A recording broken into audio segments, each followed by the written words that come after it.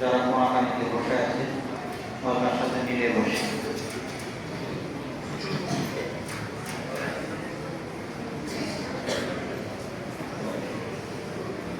পিছনে যারা বসে আছে সামনে এসে তবে বাচ্চাদের ব্যাপারে একটু খেয়াল রাখবেন। ভিতরে থাকলে যেন কোনো কথা বলতে না পারে সেদিকে খেয়াল করবো।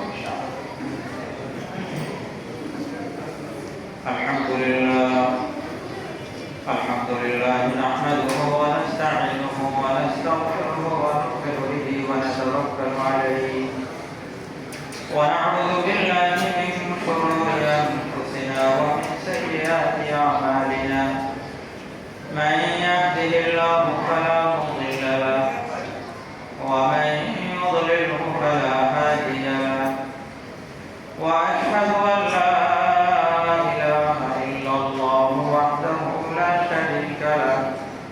وأشهد أن محمدا عبده ورسوله أرسله إلى كافة الناس بشيرا ونذيرا وداعيا إلى الله بإذنه وسراجا منيرا صلى الله عليه وعلى آله وصحبه وسلم تسليما أما بعد فأعوذ بالله من الشيطان الرجيم بسم الله الرحمن الرحيم ولو ترى إذ المجرمون ناكسوا رؤوسهم عند ربهم ربنا أبصرنا وسمعنا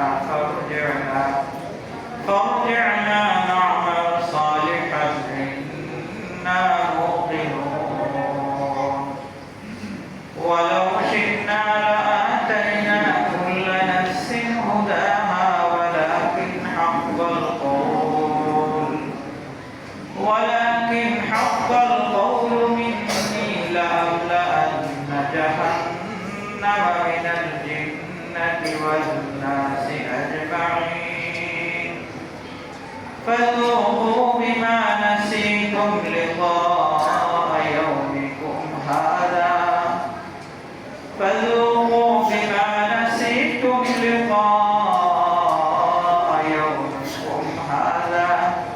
إنا نسيناكم وذوقوا عذاب الخلد بما كنتم تعملون صدق الله العظيم الحمد لله رب العالمين خلق المهربان আল্লাহ তাআলা আমাদেরকে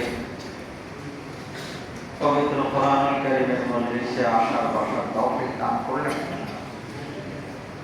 এই জন্য সকলেই শুকরিয়া আদায় করে বলি আলহামদুলিল্লাহ। আজকে আমরা সূরাতুস সাজদা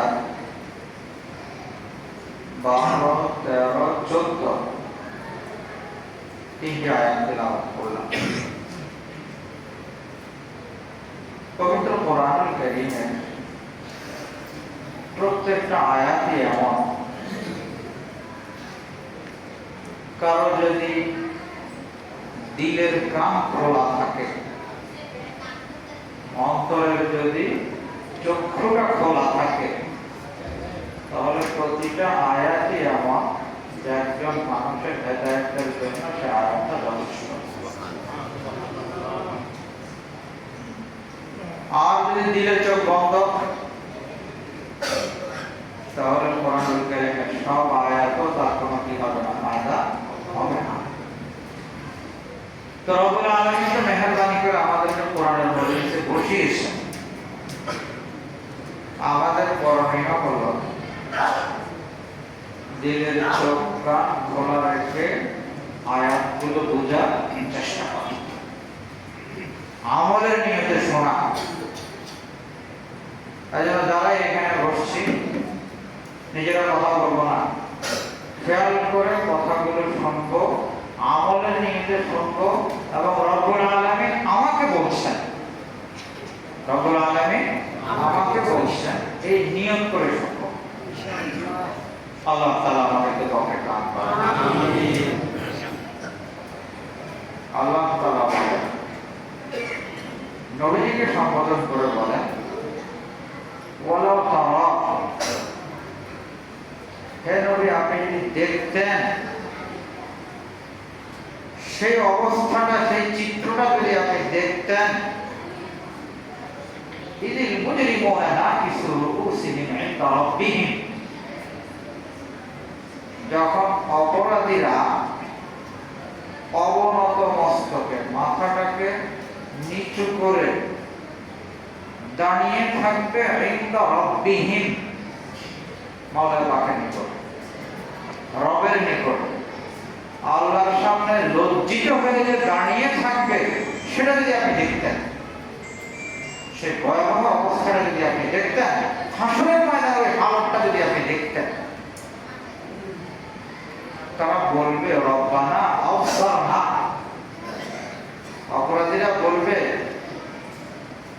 এই বাচ্চারা কথা বলতেছে পিছনে, এই টপিকের কথা ওদেরকে বের করে দেন, এই বাচ্চারা যারা পিছনে কথা বলতো তোমরা বের হয়ে যাও।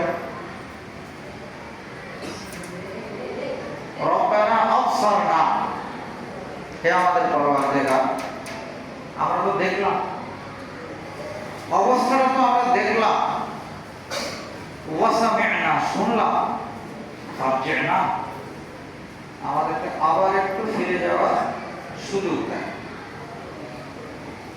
আবার একটু দুনিয়াতে ফিরে আসার সুযোগ দেন আমাদেরকে, না'মাল সালিহান, আমরা নেক কাজ করব। আবার যদি সুযোগ দেন তাহলে আমরা কি করব? নেক কাজ করব। ইন্না মুমিনুন, আমরা তো বিশ্বাসী হয়ে গেছি, আমাদের তো ইয়াকিন এসে গেছে। কখন বলবে? হাসরের ময়দানে, হাসরের ময়দানে কথা বলবে। একটা বিষয় খেয়াল করি, আমরা এই দুনিয়াতে আসি, আমাদের কিন্তু হায়াত নামক সফরটা চলমান না, জীবন নামক যে আমাদের এক সফর চলছে, এটা কিন্তু সার্বক্ষণিক কিন্তু চলমান। বসে থাকলেও চলছে, ঘুমিয়ে থাকলেও চলছে, নামাজ পড়লেও সেটা চলমান, আর গুনাহের কাজে লিপ্ত থাকলেও সেটা চলমান। মানুষ তিন ধরনের সফর করে। সফর তো আমরা বুঝি, সফরের অর্থ হলো এক জায়গা থেকে আরেক জায়গায় যাওয়া, এক জায়গা থেকে আরেক জায়গায় যাওয়াকে শরীয়তের পরিভাষায় বলা হয় সফর। বাকি এই সফরের আবার ধরন বিভিন্ন রকমের হয়। এক সফর তো কাছাকাছি কোন এলাকায় যাওয়া, তাহলে শরীর দৃষ্টিকোণ থেকে সেটা যদিও এক জায়গা থেকে আরেক জায়গায় যাওয়া সফর ঠিক, কিন্তু এই সফরের কারণে নামাজের মধ্যে কি আসে না? কসর আসে না।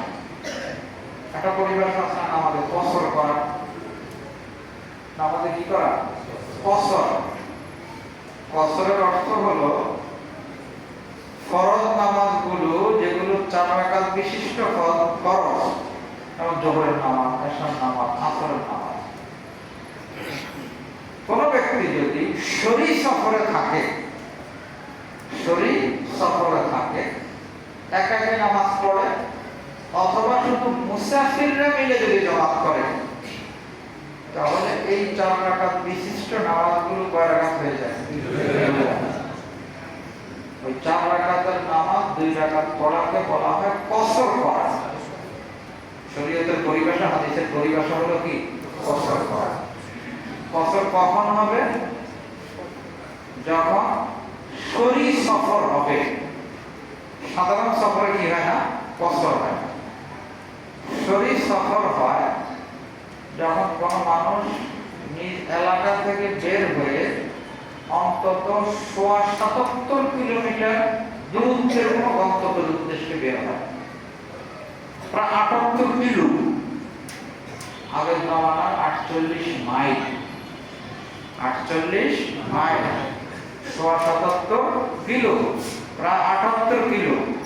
তো 78 কিলো দূরত্বে অবস্থিত কোনো গন্তব্যের উদ্দেশ্যে কেউ যদি বের হয়, তখন রাস্তার মধ্যে সে কি হয়? মুসাফির।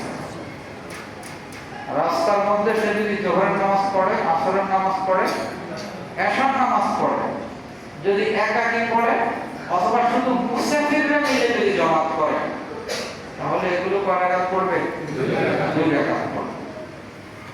কিন্তু যদি স্থানীয় কোনো ইমামের পিছনে নামাজ পড়ে, তাহলে আবার কয় রাকাত পড়া লাগবে? 4 রাকাত পড়া লাগবে। মুসাফির অবস্থায় 3 রাকাতের নামাজ, 2 রাকাতের নামাজ, এগুলো কি হয় না? কসর হয় না। কসর মানে কম হওয়া, কমে যাওয়া।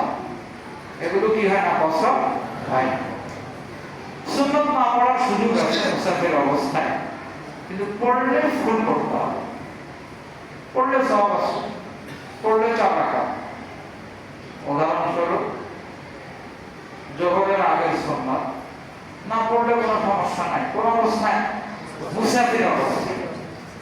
যে ব্যক্তি সফর করে তাকে কি বলে? মুসাফির বলে। তো মুসাফির অবস্থায় যদি সে সুন্নাত না পড়ে সমস্যা নাই, কিন্তু পড়লে কয় রাকাত পড়তে হবে? যেটা 4 রাকাত, 4 রাকাত করতে হবে। কোন মানুষ যখন গন্তব্যে পৌঁছে, ওই যে বললাম 78 কিলোমিটার দূরত্বের গন্তব্য, কমের দূরত্বে অবস্থিত কোনো গন্তব্যে যদি পৌঁছে, তাহলে তো সে কি হবে না? মুসাফির হবে না, শরীর সফর হবে না, তার কসর হবে না।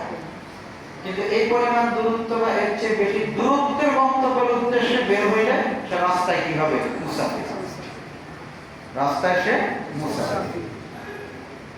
সাথে আরেকটু বলি যে গন্তব্যে যাচ্ছে, গন্তব্যটা যদি কি হয়, ধরেন নিজের কি স্থায়ী ঠিকানা, নিজের স্থায়ী ঠিকানা, দেশের বাড়ি, তো গন্তব্যে ঢুকলে আবার কি হয়ে যাবে? সে মুখী। সব নামাজ কি করা লাগবে? পুরো পড়া লাগবে। সব নামাজ পুরো পড়া লাগবে। কিন্তু গন্তব্যটা যদি আবার কি হয়? স্থায়ী ঠিকানা, আবার বেড়াইতে গেছে, কোথাও ঘুরতে গেল, কোথাও কি বেড়াইতে গেল, তাহলে সেক্ষেত্রে মাসালা হলো, যদি ওই জায়গায় 15 দিন অথবা এর চেয়ে বেশি থাকার কি করে? নিয়ত করে, তাহলে তো গন্তব্যে ফুল পড়বে।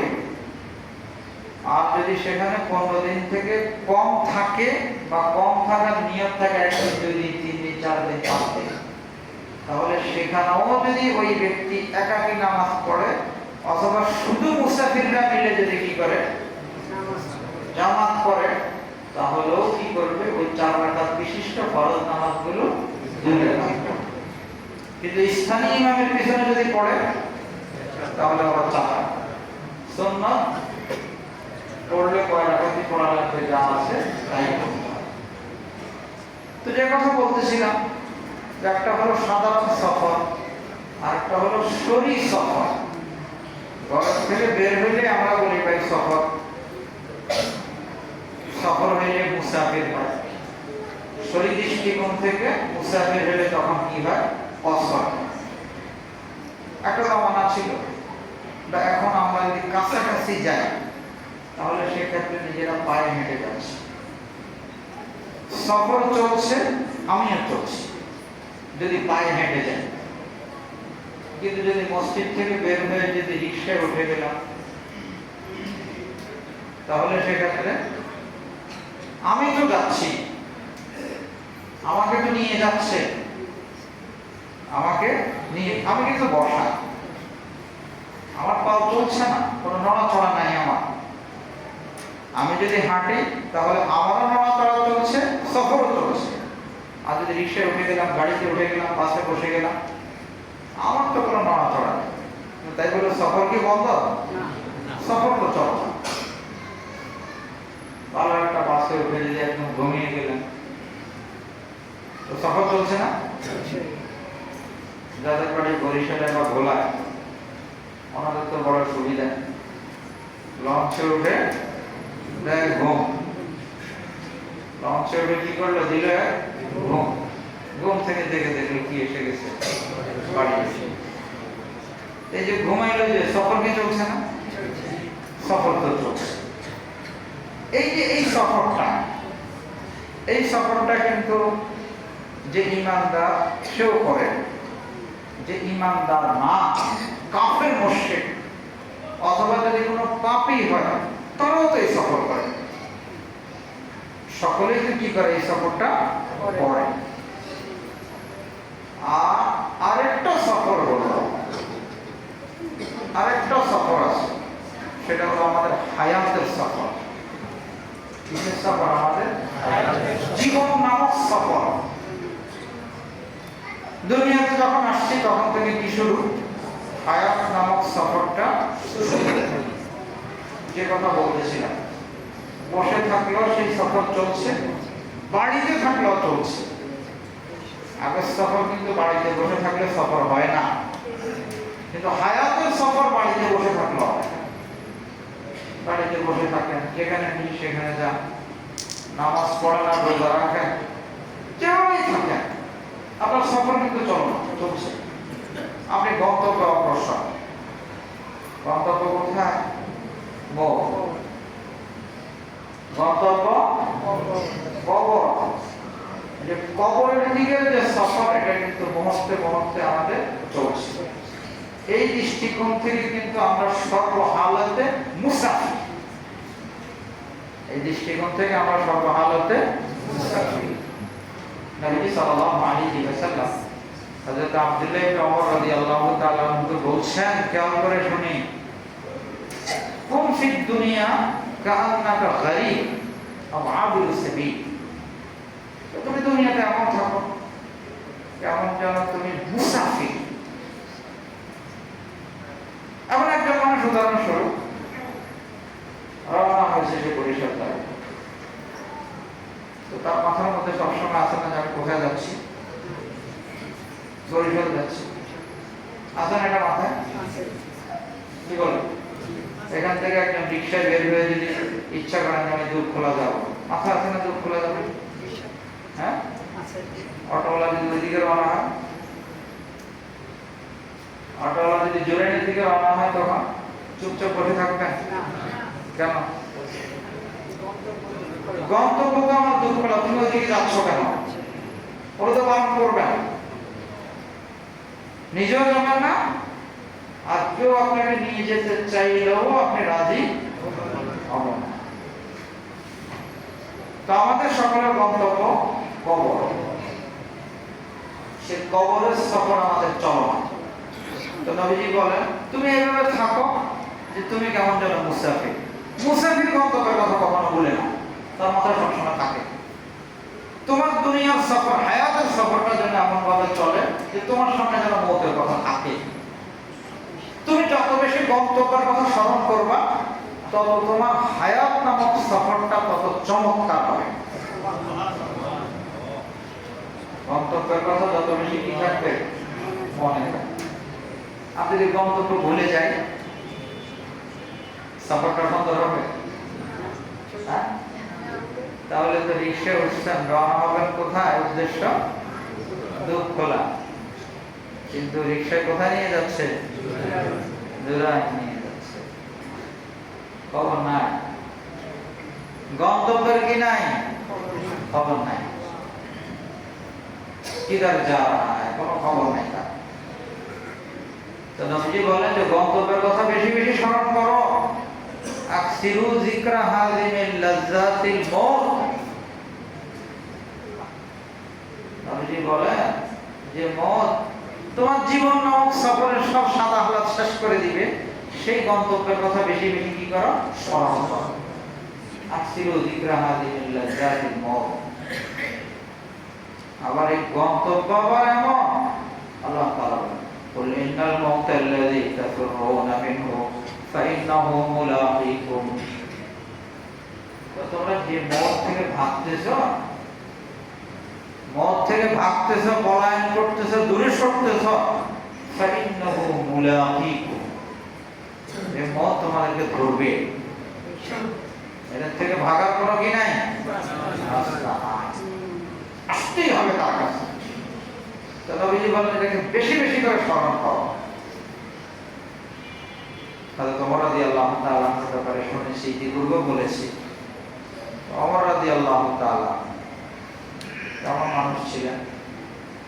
ওমর রাদিয়াল্লাহু তাআলা ইসলাম গ্রহণের কারণে আসমান ওয়ালারা কি করেছে, খুশি আর আনন্দিত হয়েছে। আসমান ওয়ালারা আনন্দ প্রকাশ করেছে। নবীজি সাল্লাল্লাহু আলাইহি ওয়াসাল্লাম বলেন, লোকানা বাদি নবী লোকানা ওমর। আমার পরে নবী হলে কে হইতো? ওমর। এমন ওমর যে ওমর যে রাস্তা দিয়ে রওনা হয়েছে, শয়তান ওই রাস্তা বলে যে না, এই এলাকা আমার থাকা যাবে না। সেই ওমর রাদিয়াল্লাহু তাআলা আনহু এক গোলাম ক্রয় করেছে, বলেছে তোমাকে কিনলাম, তোমার শুধু জিম্মাদারি আমাকে মওতের কথা স্মরণ করাই না। একটু পরে পরে সুযোগ পেলে আমাকে এসে বলবা যে আপনার গন্তব্য কবর, আপনার শেষ বিষয় কি মওত। আপনি মওতের দিকে অগ্রসর হচ্ছেন, এত খবর রেখে খেয়াল, শুধু এই কথাটা বলবো, আর কোনো জিম্মাদারি নেই তোমার। তো হযরত ওমর রাদিয়াল্লাহু তাআলা যদি মওতকে এইভাবে স্মরণ করেন, আপনার আমি কে? ওমর রাদিয়াল্লাহু তাআলা নবী সাল্লাল্লাহু আলাইহি ওয়াসাল্লাম জান্নাতের সুসংবাদ দুনিয়াতে দিয়েছেন। উনি গোলাম ক্রয় করেছেন কিসের জন্য? মৃত্যুর কথা স্মরণ করা দেওয়ার জন্য। আমাদের হালাত মওতের কথা তো নিজেরা স্মরণ করি না, মাঝে মধ্যে বলা বলি করলেও বাসা বাড়িতে বলেন তাই মরা তো লাগবে, বলে এত মরা মরা করো, যারা এত বেশি মরা মরা করে তারা আগেই মরে যায়। মওতের কথা বেশি কথা কি করা যায় না, বলাও ঠিক আছে, বাসা না করবে, নিজে নিজে স্মরণ করতে কি কোনো সমস্যা আছে? সেটা তো কোনো স্মরণ। আমার আজীব বিষয়, ওমর রাদিয়াল্লাহু তাআলা একদিন ওই গোলামকে ডেকে বলছেন, যাও তুমি স্বাধীন, আজকে থেকে তোমার কোনো ডিউটি নেই, তুমি স্বাধীন মুক্ত, তোমার কোনো কাজ নেই, তোমাকে ছেড়ে দিলাম। গোলাম বলে, আপনি তো কিনলেনই, আমাকে কোনো কাজ দিলেন না, কোনো সেবা নিলেন না, 2 বছর আপনাকে অর্জন করে দিলাম না, শুধু আপনার খাইলাম আর খালি মওতের কথা স্মরণ করলাম, এখন আপনি আমাকে কেন মুক্ত করে দিচ্ছেন? ওমর রাদিয়াল্লাহু তাআলা বলেন যে আমার না একটা দানি সাদা হয়ে গেছে, একটা দানি কি সাদা হয়ে গেছে, এটা আমাকে মওতের কথা মুহূর্তে মুহূর্তে স্মরণ করায় দেয়, তোমার স্মরণ করাই লাগবে না। কি ভালো। এক বুজুর্গের দেখা হয়েছে আজরাইলের সাথে। আজরাইল, তুমি আইসা যাও, আগের থেকে কোনো কি দাও না, নোটিশ দাও না, কিছু করো না, আগের থেকে একটু বললে তো আমরা কি করতে পারি, প্রস্তুতি নিতে পারি। কেন? আমি তো অনেক নোটিশ দিই, তোমার চুল সাদা হয়ে গেছে, তোমার দাড়ি সাদা হয়ে গেছে, এগুলো সব আমার নোটিশ, এগুলো সব আমার নোটিশ। তুমি অসুস্থ হও, কখনো জ্বর, কখনো এটা সেটা, এগুলি সব আমার নোটিশ। তোমার সাথে তোমার ভাই মরে যায়, তোমার বাবা মরে যায়, এগুলি সব আমার নোটিশ। তোমার আত্মীয় স্বজন মরে যায়, এগুলি সব আমার পক্ষ থেকে নোটিশ। কিন্তু দ্বিতীয় সফর আমাদের কিসের সফর? হায়াত নামক সফর। এই মুসাফির আমরা সকলে গন্তব্যের দিকে দাবমান, চলমান, যে যে অবস্থায় আছে। ভালো কাজ করলেও যাচ্ছি, গলত কাজ করলেও কি যাচ্ছি। ভালো কাজ করলে তো সালেহ, আর গলত করলে কিন্তু মুজরিম। গলত করলে কি? মুজরিম, অপরাধ। আল্লাহ তাআলা বলেন ওয়ালাউ তারা ইদিল মুজরিমুনা, আপনি যদি দেখতেন অপরাধীদেরকে কিভাবে দাঁড়ানো, কিরকম দুরবস্থা তাদের, এটা যদি আপনি দেখতেন আশ্চর্য হইতেন কিরকম দুরবস্থা।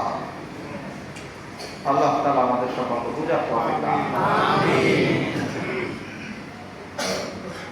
আমরা যে কোরআন নিয়ে বসলাম, আমরা তো ঈমানদার, আমরা কি ঈমানদার? যেহেতু সফরের কথা বলছি, কথাটা পুরো করছি। 3 নম্বর আরেকটা সফর আছে। 3 নম্বর সফরটা হয় ঈমানদারের সফর। কিসের সফর? ঈমানদারের সফর। আগের কোন সফর কিন্তু কাফেররাও করে, কিন্তু 3 নম্বর সফর শুধু ঈমানদার। ঈমানদারের এই সফরটা শুরু হয় লা ইলাহা ইল্লাল্লাহ মুহাম্মাদুর রাসূলুল্লাহ, ঈমান থেকে শুরু হয়। এরপরে সে চলছে,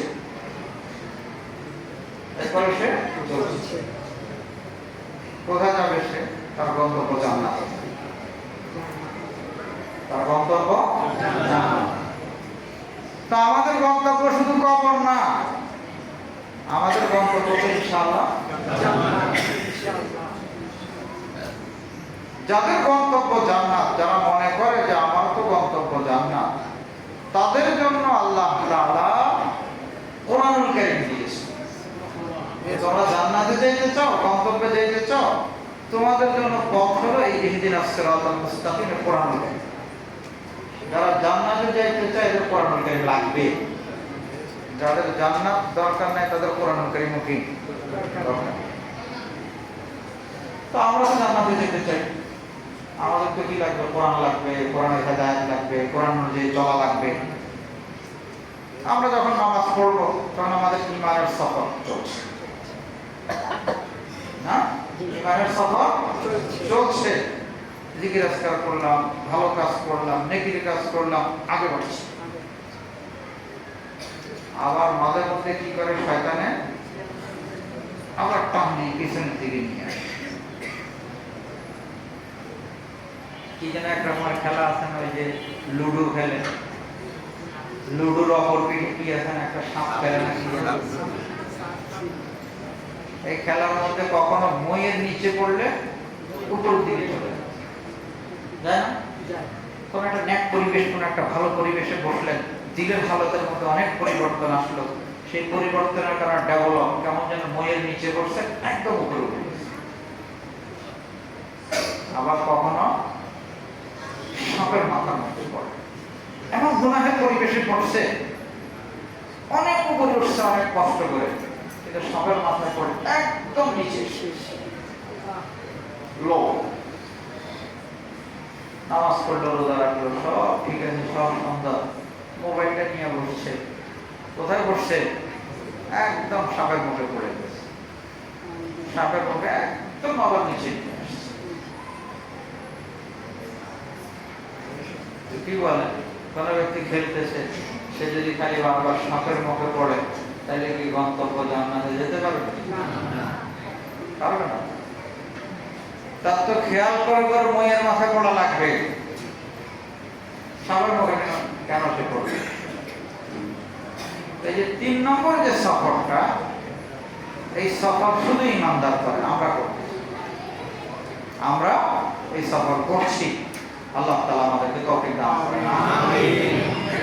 এরপরে আল্লাহ তাআলা বলেন যে অপরাধীরা কি বলবে? রব্বানা আবসারনা, দেখলাম তো, আলোচনা যে কি ভয়াবহ সেটা তো দেখলাম, শুনলাম, আমাদেরকে আবার একটা সুযোগ দেন, না'মাল সালিহা, নেক কাজ করব। আমাদের একই হয়ে গেছে, আমাদের কি হয়ে গেছে? একই হয়ে গেছে। আর কি পাওয়া যাবে না? সুযোগ পাওয়া যাবে না। বরং অন্য আয়াতে আল্লাহ তাআলা বলেছেন যে এদেরকে সুযোগ দিলেও আবার দুনিয়াতে গিয়ে নাফরমানি করবে। সুযোগ দিলেও কি করবে? নাফরমানি করবে। এটা কেন? দেখেন, অনেক মানুষ আমাদের দেখাশোনার মধ্যে এমন আছে, হঠাৎ করে হার্টের এরকম প্রবলেম হয়েছে, ব্রেনের এমন সমস্যা হয়েছে, আত্মীয় স্বজন সকলের জীবনের আশা ছেড়ে দিচ্ছে, জীবনের আশাকে ছেড়ে দিচ্ছে। সেও কি বলছে, আমার একটু হায়াত দেন আল্লাহ, আমার একটু বাঁচায় রাখ, আর কোনোদিন কোনো নাফরমানি করবো না। এবার ঠিকই কি হয়ে গেছে, আবার সুস্থ 2-4 দিন একটু ভালো ভালো, 1 সপ্তাহ 2 সপ্তাহ পরে কি হয়ে গেছে, আবার যেই শেষ। অথচ জিজ্ঞেস করে সেও বলে যে আমাকে তো আল্লাহ তাআলা নতুন জীবন দিয়েছে। আল্লাহ তাআলা কি করেছে? নতুন জীবন দিয়েছে। আমি তো মরেই গেছিলাম, এখন আমার নতুন জীবন পেয়ে যে আল্লাহকে ভুলে গেলেন, এটা কি কারণ? তো বাইক অ্যাক্সিডেন্ট, আমার সাথে একেবারে সব চলে গেছে, আল্লাহ আমাকে কি করছেন? আল্লাহ শুকর আদায় করে শেষ করতে পারবো না। আল্লাহ তাআলা তো সুযোগ দিয়েছেন, সুযোগটাকে কাজে লাগান, ভুলে গেছেন আবার। এইভাবে কত বড় বড় ফল মানুষের সামনে আসে, এগুলো আল্লাহ তাআলা দেন যাতে করে সে ফিরে আসে। কপাল যদি ভালো হয় তাহলে তো কি করে, বাস্তবেই সেটা রং আসে, পরিবর্তন আসে। আর কপাল খারাপ থাকলে তখন আর কি নেই, খবর নেই। একজন মানুষ হজ করলো, তার হজটা কবুল হলো কিনা এটার আলামত হলো হজের পরবর্তী জীবনটা আগের জীবন থেকে কি হবে, নেকির জীবন হবে, ভালো জীবন হবে। হজের আগে হালাল হারামের তোয়াক্কা ছিল না, হজের পরে এখন হালাল হারামের খুব খেয়াল করে। হজের আগে কোনো অর্থ করতো, কোনো অর্থ করতো না, এখন আল্লাহ পাকের মেহেরবানিতে সব পড়ে। তাহলে বোঝা যাবে যে আল্লাহ তাআলা হজ কি করেছেন, কবুল করেছেন। আর যদি এমন হয় যে হাজী সাহেব আগে যা ছিল এখনো তা, বরং ক্ষেত্র বিষয় হাজী সাহেবের 2 নম্বরে আরেকটু কি, হাজী সাহেবের আগেও মুখ খারাপ ছিল, এখন আসার পরও এখনো কি হাজী সাহেবের মুখ খারাপ। তাহলে বোঝা যাবে যে হাজী সাহেবের কি হয় না, হজ কবুল হয়। সেখানে তো অঙ্গীকার করেছে নাকি, বাইতুল্লাহর সামনে যারা যারা অঙ্গীকার করেন, আল্লাহ আপনি এত বড় সুযোগ দিয়েছেন, বাইতুল্লাহর সামনে আমি দাঁড়ান, সারা জীবন ইনশাআল্লাহ নেকের মধ্যে থাকবো, এদিক সেদিক করবো। যদি নতুন জীবন পাওয়ার পর যদি আবার কোথায় চলে যায়, উল্টা যদি চলে যায়, আফসোসের বিষয়। আল্লাহ তাআলা বলেন যে তারা তো এই কথা বলবে, কিন্তু এদেরকে সুযোগ দিলেও এরা কি করবে না, পালন। এরপরে আল্লাহ তাআলা বলেন ওয়ালাউ শি'না, আমি যদি চাইতাম লা আতাইনা কুল্লা নাফসিন হুদাহা, সকলকে আমি ভালো বানায় দিতে পারতাম। সকলকে কি ভালো বানায় দিতে পারতাম? কি বলেন, আল্লাহ তাআলার এই ক্ষমতা আছে? ক্ষমতা তো আল্লাহ তাআলার আছে, সকলকে ভালো বানায় দিতে পারতেন। সকলকে যখন নামাজ পড়তে হবে, পড়া ছাড়া দ্বিতীয় কোনো রাস্তা খোলা নেই, এরকম তো আল্লাহ তাআলা করে দিতে পারতেন। নামাজ ছাড়বা, ছাড়ার সাথে সাথে তোমার হার্টবিট বন্ধ হয়ে যাবে। যদি এরকম করে দিতে আল্লাহ তাআলা, কি বলে, শ্বাস নিচ্ছে, সব কিছু নিচ্ছে, আল্লাহ নাফরমানি করার সাথে সাথে শ্বাস বন্ধ হয়ে যাবে। তাহলে কেউ কি আর আল্লাহ তাআলা নাফরমানি করতো না? একটা নাফরমানি করলে রিজিক বন্ধ, গলার ভিতরে খাবার যাবে না, ব্লাড সার্কুলেশন বন্ধ। আল্লাহ তাআলা চাইলে তো করতে পারে, কিন্তু জায়গা তো দুনিয়া। আল্লাহ তাআলা তো এখানে সকলকে ইচ্ছাধিকার দিয়েছেন যে আমি বাধ্য করব না, তুমি স্বেচ্ছায় স্বপ্রণোদিত নিজের মতো করে তুমি নেকির কাজও করতে পারো, আমার নাফরমানিও করতে পারো, তোমাকে সুযোগ দিলাম। যদি তুমি কি করো, আল্লাহ তাআলার ফরমাবরদারি করো, তাহলে তোমার যে গন্তব্য জান্নাত, আমি সেখানে তোমাকে পৌঁছায় দেব। আর যদি তুমি তোমার ইচ্ছাধিকারকে কাজে না লাগাইলে, আমার নাফরমানি করলাম, তাহলে সেটার জন্য তোমার গন্তব্য আমি ঠিক করে রাখছি কোথায়, জাহান্নাম। নাউযুবিল্লাহ। তো আল্লাহ তাআলা আমি চাইলে তো সকলকে দিয়ে দিতে পারতাম, কিন্তু আমার ফয়সালা ওয়ালাকিন হাক্কাল কওলু মিন্নি, আমার ফয়সালা হয়ে গেছে। আমি জাহান্নামও কিন্তু মানুষের দিন দ্বারাই ভরবো। লাআমলাআন্না জাহান্নামা মিনাল জিন্নাতি ওয়ান নাস আজমাইন। জাহান্নাম আমি কি করব? মানুষ দ্বারাই ভরবো। এজন্য আমি ফয়সালা করি। এখন একটা প্রশ্ন আসতে পারে, তাহলে করলে কি ভালো ছিল? কি বলেন? করলে ভালো ছিল না খারাপ ছিল সেটা তো আল্লাহ পাক ভালো জানেন। এটা তো দুনিয়াতে পরীক্ষাগার। আপনি ভালো চাইলেও করতে পারতেছেন, খারাপের দিকে চাইলেও যাইতে পারতেছেন। যদি এমন হইতো যে বাধ্য সকলের আসতে হবে, দ্বিতীয় কোনো লাইনে নাই, রাস্তায় নেই, পরীক্ষার হলে ঢুকেছে, সকলকে সঠিক জবাব দিতেই হবে। উদাহরণস্বরূপ আছে না যে হ্যাঁ না না, তো এখানে হান আর কোনো কি নেই, অপশন নেই। অপশনই একটা, সকলের কি লিখতে হবে? হ্যাঁ। এই পরীক্ষায় পাশ করলে কি কোনো পুরস্কার আছে? করোনার সময় কি যেন কি অটো পাসটা যেন কি দিয়েছে, পরবর্তীতে আবার অটো পাসওয়ালারা নিজেরাই লজ্জা বোধ করে, তো কি অটো পাস, মানুষ আমাদেরকে কি বলে অটো পাস। পরিশ্রম করে কষ্ট করে পাস করবে, সুনাম হবে, সেটাই না পাবো, অটো পাস তো আমরা লাগবে না। আসলে এরকম কিছু মানুষ অটো পাস চায়। তো কষ্ট করে যখন কিনা সে কি করবে, নেকির কাজ করবে, তখন তো আল্লাহ তাআলা জান্নাত দিবেন এবং পুরস্কৃত করবেন। এখন কথা হইল আল্লাহ তাআলা কার জন্য কি রাখছেন এটা আমরা কিভাবে বলবো? রব্বুল আলামিন তো জানেন কার কি হালত। আর সাহাবী জিজ্ঞাসা করেছেন, ইয়া রাসূলুল্লাহ আপনি তো সবই জানেন। আল্লাহ তাআলাকে বলেছেন যে আল্লাহ, রাসূল আকরাম সাল্লাল্লাহু আলাইহি ওয়াসাল্লাম বলেছেন আল্লাহ তাআলা তো সবই জানেন, কে জান্নাতি কে জাহান্নামী, এগুলো সব ফাইনাল। রব্বুল আলামিনের কাছে সব ফাইনাল। তো তাইলে আমার আমল করে কি লাভ?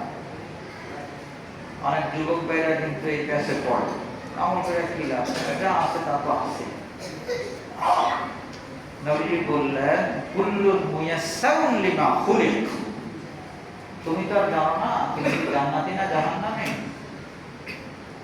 তুমি যদি জান্নাতি হও তাহলে তোমার দ্বারা জান্নাতি কাজ আসবে, একটা পর একটা জান্নাতি কাজ করতে থাকবা।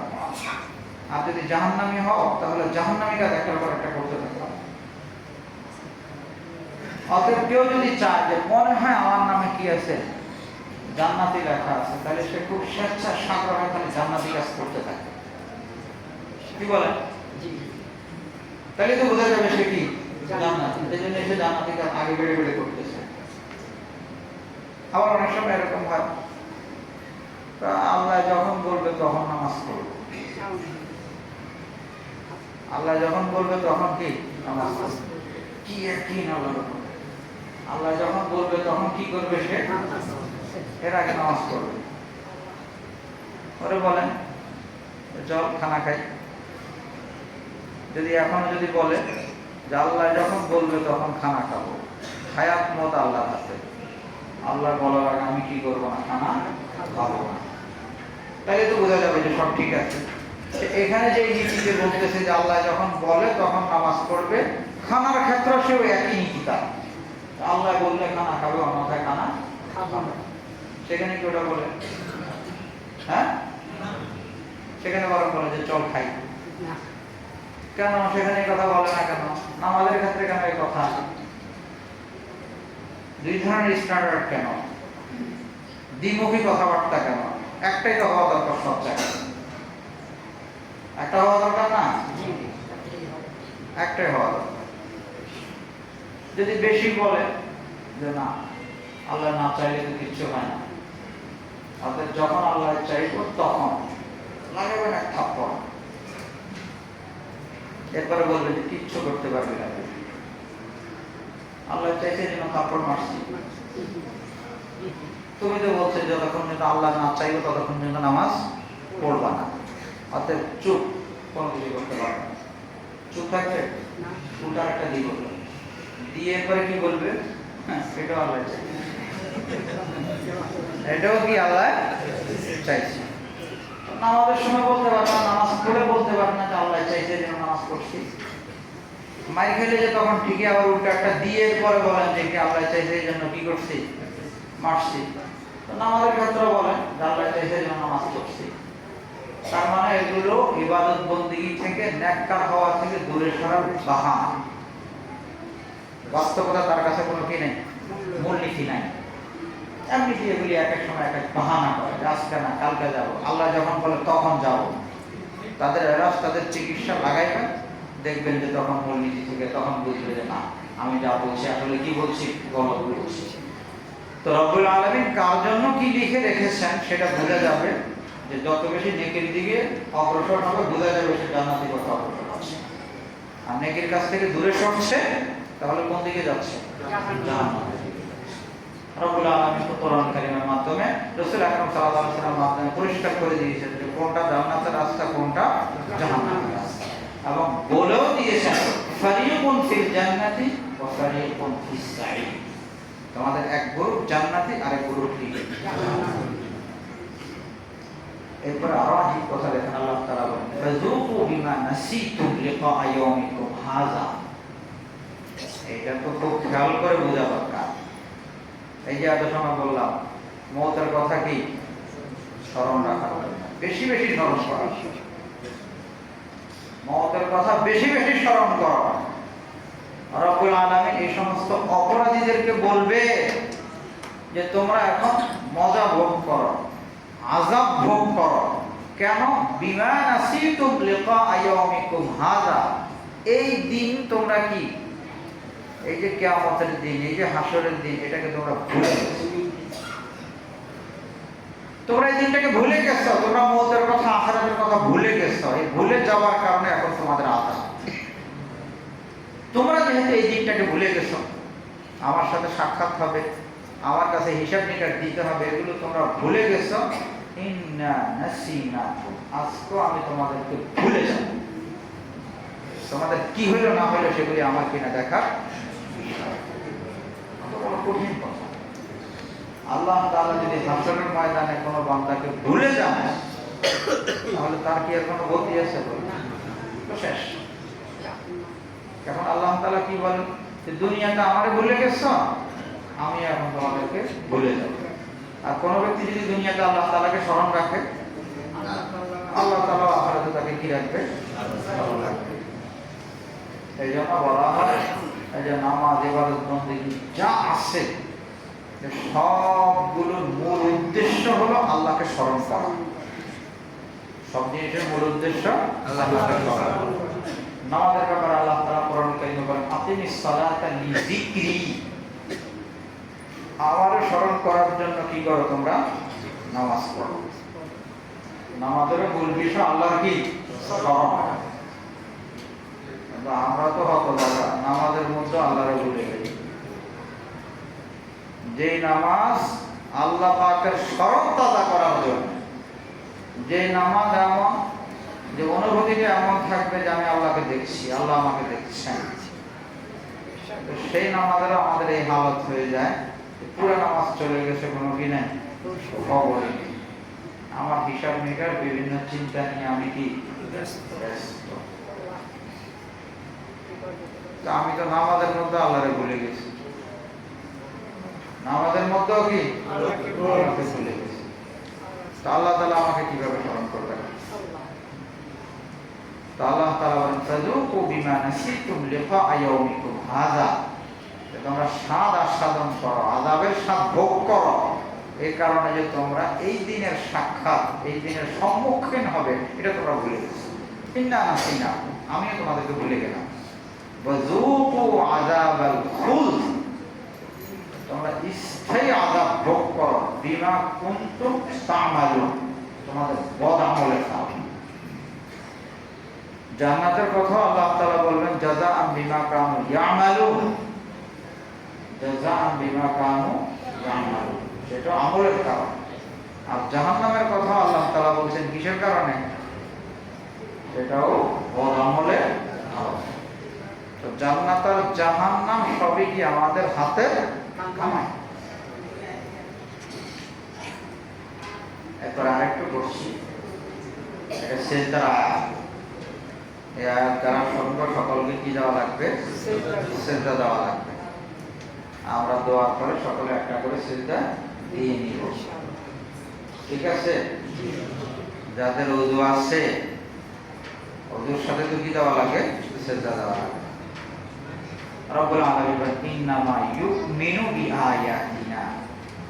আমার আয়াত, আমার কোরআন বিশ্বাস করে ওই সমস্ত লোক, আল্লাযীনা ইযা যুকিরু বিহা, যখন কোরআন দ্বারা তাদেরকে নসিহত করা হয়, খারু সুজদা, তারা সিজদায় লুটিয়ে পড়ে।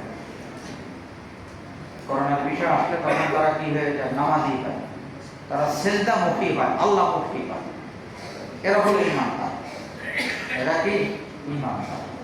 ওয়াসাব্বাহু বিহামদি রাব্বিহিম, আর তারা কি করে? আল্লাহ তাআলার প্রশংসা করে, আল্লাহ তাআলার গুণগান গায়।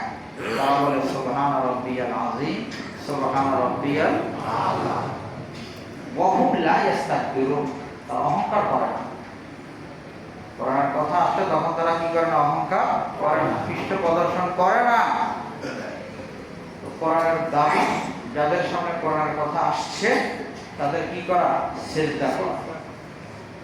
তা আপনাদের সকলের সামনে তো কোরআনের কথা আসলে, কোরআন সিজদার কথা বলছে, নামাজ কি ছাড়া যাবে? নাকি এক দুই ওয়াক্ত পড়লে আল্লাহ মাফ করে দেবেন?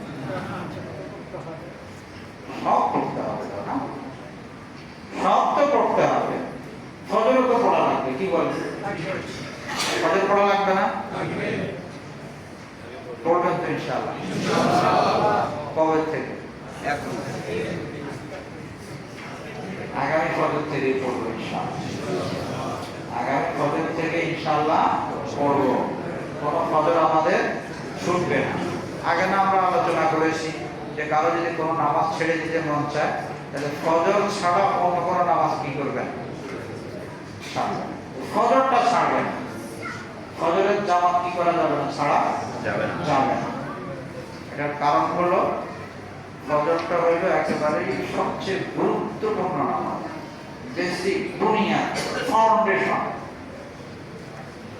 কোন ব্যক্তি যদি এমন হয় যে ফজর নাই, জোহর আসর অনেক কিছু আছে, তাহলে কিন্তু ফাউন্ডেশন ছাড়া সে কি করতেছে? বিল্ডিং করতেছে।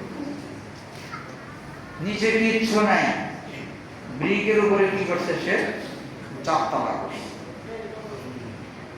ঠিক আছে? নিচে ফাউন্ডেশন কিছুই নাই, কয়তলা হইল? চারতলা। ঠিক আছে তো? হ্যাঁ, চলবে তো? ভাঙ্গে পড়ে দেব। তাহলে যে ব্যক্তির ফজর নাই, সে ব্যক্তি যদি বাকি চারক্ত পড়ে, যে কোনো মুহূর্তে তার ওই চারক্ত ভেঙে পড়েছে, থাকবে না। যে কোনো সময় সে বেনামাজি হয়ে যাবে। তার তো কি নাই? ফাউন্ডেশন তো নাই। আর যে ব্যক্তি ফজর দ্বারা ফাউন্ডেশন মজবুত করেছে, ইনশাআল্লাহ মওত পর্যন্ত তার বিল্ডিং কি হবে না? ভাঙবে না। নামাজের প্রসাদ ভাঙবে না। এই জন্য শয়তানে হামলা চালায় কোথায়? ফাউন্ডেশনে হামলা চালায়। ফজর দরকার, এত কষ্ট করার দরকার নাই, বাকিগুলো তুমি পড়ো, অসুবিধা কি? অনেকগুলি জিজ্ঞাসা করলে বলে যে হুজুর আসলে দোকানে থাকি, এখানে থাকি, সেখানে থাকি, এই জন্য আপনার সাথে দেখা হয় না। খুব ভালো কথা। ফজরের সময় কই থাকে? তোমার না মিথ্যা কথা বলে কোনো লাভ নেই। ফজরের সময় আসলে নামাজটা পড়তে পারি, মিথ্যা কথা বলে লাভ নেই। বাস্তবিক লাভ নেই, মিথ্যা কথা বলে কি ফায়দা? তো ধরার তো দরকার ছিল কোনটা? ফজর। এটা ফাউন্ডেশন। দিনের শুরু আগেই যদি আল্লাহকে ভুলে গেলাম, তাহলে আল্লাহ তাআলা কেন আমাকে স্মরণ রাখবেন? তারপরে আল্লাহ তাআলা স্মরণ রাখছেন, সব কিছু কি করছেন? ভুলে করছেন। এই জন্য আমার হয়ে গেল ফজরটা কোনোভাবে কি করা যাবে না, মিস করা যাবে না। ইনশাআল্লাহ আগামী ফজর থেকে আমরা সকলে মসজিদে এসে জামাতের সাথে পড়ার চেষ্টা করব ইনশাআল্লাহ। আল্লাহ তাআলা সব হাতগুলোকে জান্নাতের জন্য কবুল করুন। এরপরে আল্লাহ তাআলা তাতাজাফা জুনুবুহুম আনিল মাদাজি'i ইয়াদউনা রাব্বাহুম খাওফান ওয়া তামাআ। একটু খেয়াল করুন, তাতাজাফা জুনুবুহুম, যারা সত্যিকার অর্থে ঈমানদার, এদের পাঁজর, তাতাজাফা জুনুবুহুম আনিল মাদাজি'i, বিছানা থেকে তাদের পাঁজর, তাদের পা সব আলাদা হয়ে যায়। কখন? রাত্রিবেলা। রাত্রিবেলা তারা কি করে না, শুয়ে থাকে না, তাদের বডি বিছানা থেকে কি হয়ে যায়, আলাদা হয়ে যায়। কি জন্য? ইয়াদউনা রাব্বাহুম, তারা তাদের প্রভুকে ডাকে খাউফান ওয়া তামাআ, জাহান্নামের ভয়ে, জান্নাতের আশায়। জাহান্নামের ভয়ে আর কি জান্নাতের আশায়। তাদের বিছানা থেকে শরীর কি হয়ে যায়, আলাদা হয়ে যায়। এক নম্বর মানুষ তো ওই সমস্ত মানুষ যাদের শেষ রাত্র আসলে কি হয়ে যায়, আলাদা হয়ে যায়। যারা তাহাজ্জুদ গুজার, তারা কি তাহাজ্জুদ গুজার, এটা তো এক নম্বর মানুষ। তাহাজ্জুদ গুজাররা দুনিয়ার কি এক নম্বর। আল্লাহ তাআলা আমাদের সকলকে তাহাজ্জুদ গুজার না বানায় কবরে না নেন, আমিন। কিন্তু কেউ যদি অন্তত ফজর পড়লো, তাহলেও তো বলতে পারবে যে হ্যাঁ, রাত্রিবেলা কি বিছনা থেকে আমার শরীর কি হয়ে গেছে, আলাদা হয়ে গেছে। আল্লাহ স্মরণের জন্য কি হয়ে গেছে, আলাদা হয়ে গেছে। আর যদি ফজরও না হলো, হয় নাই, বিছনার সাথে তো জুড়ে আছে, আল্লাহর ভয় তো আলাদা হয় নাই। আর কোনো বিদেশে যাওয়ার বিষয় যদি হয়, তাহলে ঠিকই এবার কি হয়ে গেছে, আলাদা হয়ে গেছে। বিদেশে যাওয়ার সময় কেউ কি যদি কিনা রাত্রে 4টা বাজে যদি ফ্লাইট থাকে, শুয়ে থাকে? হ্যাঁ, এখানে কি বিদেশে যাওয়া না, এখানে তো আখিরাতে যাওয়া না। তো আল্লাহ তাআলা বলছেন যে আল্লাহর ভয়ে যাদের কি হয়ে যায়, আলাদা হয়ে যায়। আমার ভাই ফজর ছাড়া যাবে না অন্তত। এজন্য হাদিস শরীফে নবীজি বলেন, কোন ব্যক্তি যদি ফজরটা সহিভাবে যদি পড়লো, তাহলে রব্বুল আলামিন এত মেহেরবান, এত দয়ালু, আল্লাহ তাআলা তাকে এত ফজিলত দিবেন, এত ফজিলত দিবেন। নবীজি সাল্লাল্লাহু আলাইহি সাল্লাম বলেন যে কেমন যেন সে সারা রাত্র দাঁড়িয়ে নফল ইবাদত করে। কখন? যদি জামাতের সাথে ফজরটা পড়ে। তো বিছনা থেকে আলাদা ছিল উদাহরণস্বরূপ আধা ঘন্টা, কিন্তু সওয়াব পাইলো সারা রাত্র আলাদা থাকা। আর কেউ যদি বলে যে ফজরিতে পড়া দরকার, বাসায় পড়ে নিলাম, সমস্যাটা কোথায়? সমস্যাটা হইল ফজর তো পড়া হইল, কিন্তু সারা রাত্র বিছনা থেকে শরীর আলাদা থাকার যে সওয়াবটা, সেটা তো পাওয়া গেল না।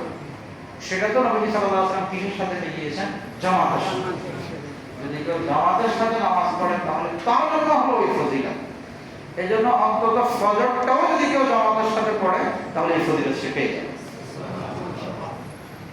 খাউফান ওয়া তামাআ ওয়া মিম্মা রাযাকনাহুম ইউনফিকুন, আল্লাহ তাআলা বলেন আমি তাদেরকে রিজিক হিসেবে যা দিয়েছি সেখান থেকে তারা ব্যয় করে। ফালা তা'লামু নাফসুন, কেউ জানে না, মা উখফিয়া লাহুম মিন কুররাতি আ'য়ুন, যাদের শরীরটা বিছনা থেকে আলাদা হয়ে যায়, এদের জন্য যে চোখ জোড়ানো কি কি নিয়ামত তাদের জন্য রেখে দেওয়া হয়েছে, কেউ জানে না। আল্লাহ তাআলা কি নিয়ামত লাগে, তোমার কি ভোগে আসছে, কি আরাম আসছে, রব্বুল আলামিন এমন আরাম আয়েশের ব্যবস্থা করে রাখছি যে কেউ জানে না সেটা কিরকম ভালো, কিরকম উত্তম আর শ্রেষ্ঠ। আল্লাহ তাআলা সেরকম রেখে দিয়েছেন। এজন্য হাদিস শরীফে আসছে, নবীজি বলেন আল্লাহ তাআলা বলেন আ'দাতু লিইবাদিয়াস সালিহিন, আমি আমার নেককার বান্দাদের জন্য এমন জিনিস রাখছি, মা লা আইনুন রাআত, কোন চোখ দেখেনি, ওয়ালা উযুনুন সামিআত, কান শুনে না, ওয়ালা খাতারা আলা কলবি বাশার, কোন দিল সেই নাজ নিয়ামতের কল্পনা করতে পারে। এরকম নিয়ামত আল্লাহ তাআলা রেখে দিয়েছে। আমরা তো আরাম আয়েশই চাই, আরাম আয়েশের জন্যই তো আমরা নামাজ ছেড়ে দেই। কত বড় হতভাগা যে দুনিয়ার এই সামান্য আরাম আয়েশের জন্য এত বড় নিয়ামত কি করছে সে হাত ছাড়া। একজনকে যদি বলা হয় যে তোমার আগামীকাল 1 কোটি টাকা দিব, আর যদি এখন নাও 1 টাকা পাবো, এখন নিবা না আগামীকাল নিবা? আগামীকাল নিলে 1 কোটি টাকা, আর আজকে নিলে 1 টাকা। কোনটা করবে? হ্যাঁ, তবে যদি কিনা নেশাখোর যদি হয়, যদি নেশাখোর হয় তাহলে বলবে 1 টাকাই দেওয়া। ঠিক আছে? অতএব দুনিয়ার ভোগ বিলাসের কারণে যদি আখিরাতের জান্নাতের নেয়ামতকেও হাতছাড়া করে তাহলে সেটা নেশাখোর। তার আকল কাজ করছে না, তার বিবেক লোপ পেয়ে গেছে। বিবেক কি হয়ে গেছে? নষ্ট হয়ে গেছে। যারা নাফরমানি করে, নাফরমানির একটা কারণ এটাও যে আকলে তার কি হয়ে গেছে? সমস্যা হয়ে গেছে। শয়তান তার আকলটাকে কি করছে? বিবেকটাকে নষ্ট করে দিয়েছে।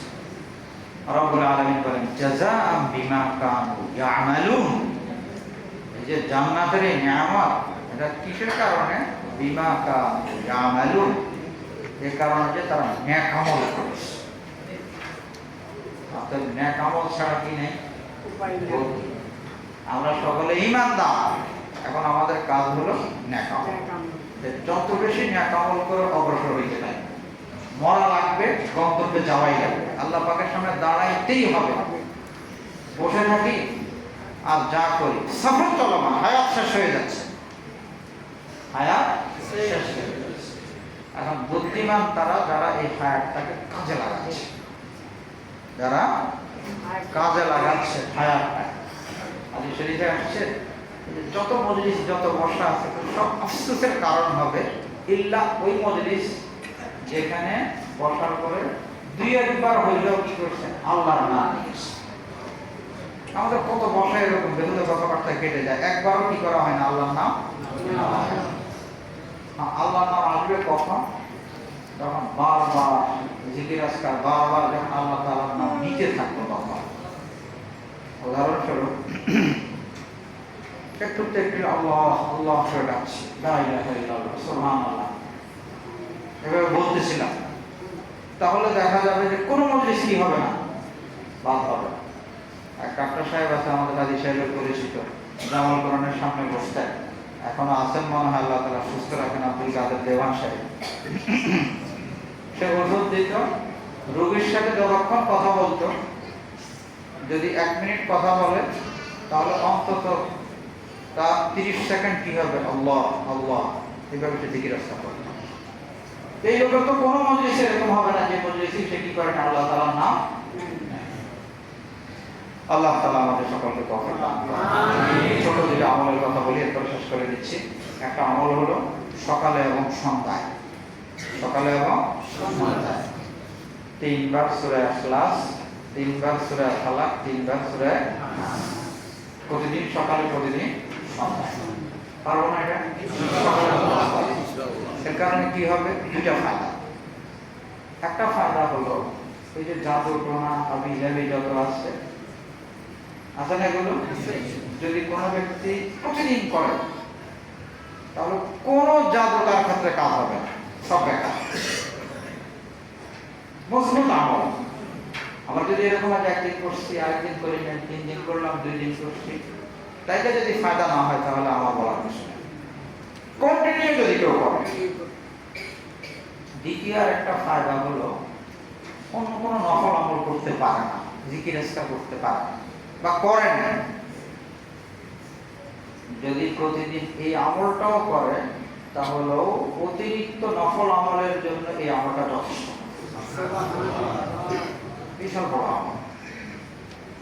আর একটা আমল যুবকরা বলেছি সহজ আমল, বিসমিল্লাহিল্লাযী লা ইয়াদুররু মা ইসমিহি শাইউন ফিল আরদি ওয়ালা ফিস সামা ওয়া হুয়াস সামিউল আলীম। এটা করলে কি হবে? কোনো পেরেশানি হবে না, কোনো বালা মুসিবত থেকে আল্লাহ তাআলা কি করবেন? হেফাজত করবেন। হাদিস শরীফে আকস্মিক মৃত্যু হবে না। এই আমলটা আমরা সকলে কি করব? শিখব ইনশাআল্লাহ। বিসমিল্লাহিল্লাযী লা ইয়াদুররু মা ইসমিহি শাইউন ফিল আরদি ওয়ালা ফিস সামা ওয়া হুয়াস সামিউল আলীম। আল্লাহ তাআলা আমাদের সকলকে আমলের সাথে থাকার তৌফিক দান করুন। আমিন।